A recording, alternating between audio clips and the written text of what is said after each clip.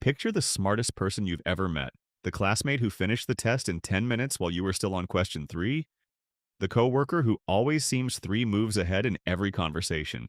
We tend to assume their life must be easier. Fewer struggles, more success, more happiness. But here's the paradox nobody talks about. Some of the most intellectually gifted people in the world report feeling more anxious, more isolated, and more exhausted than the people around them. Why would having more brain power come with a hidden cost? Why do so many geniuses describe feeling misunderstood, even when they're surrounded by people who admire them? And why does an extremely high IQ sometimes feel less like a gift and more like a burden nobody ever warned them about? By the end of this video, you'll understand not just what a high IQ actually is, but what it does to the mind that carries it. And the answer might change how you think about intelligence itself. Section 1. What does an extremely high IQ actually mean? Most people have a distorted picture of what IQ measures. The average score, by design, sits at 100. Roughly two-thirds of people fall between 85 and 115. That's the wide, ordinary middle of the bell curve most of us live in. An IQ of 130 plus puts someone around the 98th percentile. Gifted. Cross into 145 plus, and you're talking about roughly 1 in 1,000 people. The range often associated with prodigies and polymaths, the mind's history tends to remember. But here's the misconception worth clearing up. IQ doesn't measure wisdom, emotional depth, or creativity. It measures a narrow set of skills: pattern recognition, working memory, logical reasoning, spatial processing. It tells you how fast and how precisely a mind processes information. It says nothing about how that mind will handle being alive. Intelligence, it turns out, is only the beginning of the story. Section 2. Their brains process information differently. Imagine two people watching the same chess game. One sees pieces moving, the other sees 17 branching sequences unfolding at once, automatically, involuntarily. This shows up as faster pattern recognition, where a connection others have to search for is simply noticed. It shows up as accelerated learning, where new information instantly links to an existing web of knowledge instead of sitting alone.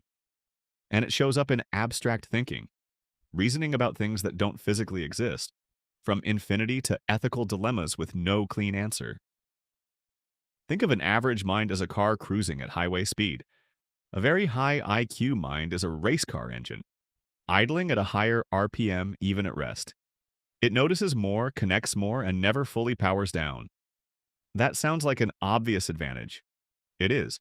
But an engine that never idles down also burns more fuel. Section 3. The hidden psychological cost. A mind that constantly generates connections doesn't get to choose when to stop. Overthinking isn't a bad habit here, it's the default setting. A simple decision, like which job offer to accept, multiplies into dozens of branches, each analyzed and reanalyzed. That's how analysis paralysis creeps in. The variability that solves complex problems makes simple ones agonizing. Then there's mental exhaustion, like background apps that never fully close. Many describe a mental hum that doesn't switch off, even at the end of an exhausting day, even in the quiet moments meant for rest. Perfectionism often rides alongside it. When you can see the flaw in your own work before anyone else does, good enough becomes almost impossible to accept. And underneath it all sits existential thinking. A mind wired to ask why doesn't stop at the surface. It pushes into purpose, mortality, and meaning. Fascinating territory. Also heavy territory. This is the part of high intelligence that never makes the highlight reel. Section 4. Why many feel different from other people. There's another cost, one that's less about the mind itself, and more about what happens when that mind tries to connect with others. Social disconnect is one of the most commonly reported experiences among highly intelligent people. Not because they dislike people, but because conversations often move at a different pace and depth than feels natural to them. Imagine constantly finishing other people's sentences in your head, 3 steps ahead, while trying to remain patient enough to let the conversation unfold naturally. Now imagine doing that every single day, in nearly every conversation you have. This creates a specific, often painful kind of loneliness. The feeling of being surrounded by people, yet rarely finding someone who thinks at the same depth or speed. Not superiority, just a mismatch that's hard to explain without sounding arrogant, which makes it even harder to talk about honestly. Outward success, inward isolation.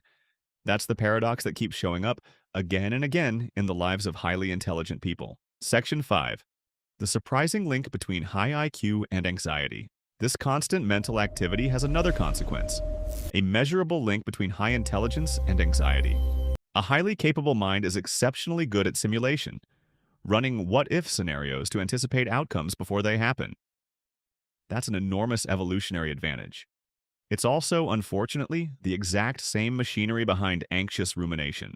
Taken to its extreme, future-focused thinking becomes constant risk anticipation. Every decision pre-analyzed for everything that could go wrong. Every plan stress-tested against worst-case branches. This is the worry loop. The mind reruns the same simulation, refining it slightly each time, never quite reaching resolution. For a brain built to solve problems, an unsolvable one, like an uncertain future, becomes a genuine source of distress. The same horsepower that foresees consequences can make it exhausting to simply exist in the present. Section 6. The strengths nobody talks about.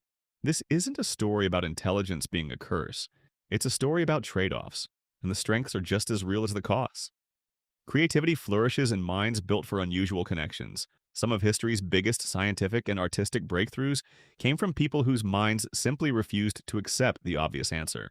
Adaptability lets a fast-processing mind reorient quickly when circumstances change, spotting a new path the moment an old one closes.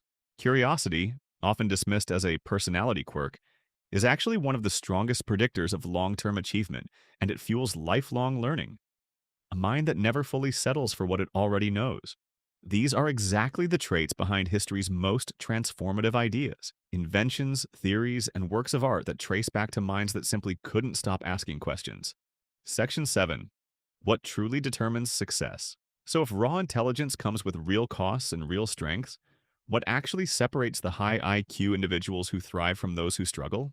Psychological research points to something surprising. It's rarely IQ alone. Emotional intelligence, the ability to recognize, understand, and regulate emotion, often matters just as much or more than raw cognitive power. It's the skill that turns insight into connection instead of isolation. Self-discipline determines whether brilliant ideas actually get finished, instead of abandoned the moment a more interesting idea appears. Social skills determine whether a fast, pattern-seeing mind gets translated into collaboration, or gets mistaken for arrogance and pushed to the margins. And resilience determines what happens when even a razor-sharp mind runs into a problem it cannot immediately solve, which happens to everyone, regardless of EQ. High IQ may open doors, but psychology determines how far someone actually walks through them. The greatest advantage of a brilliant mind isn't the intelligence itself. It's whether that person learns to manage everything bundled with it. The overthinking, the isolation, the restless simulation of every outcome. The people who thrive aren't necessarily the ones with the highest scores. They're the ones who learn to work with their minds instead of being run by them. So here's a question worth sitting with. If your mind has ever felt like it moves faster than the people around you, what has that felt like? Has it ever felt more like a weight than a gift? Let me know in the comments. I genuinely like to know I'm not the only one who's wondered about this.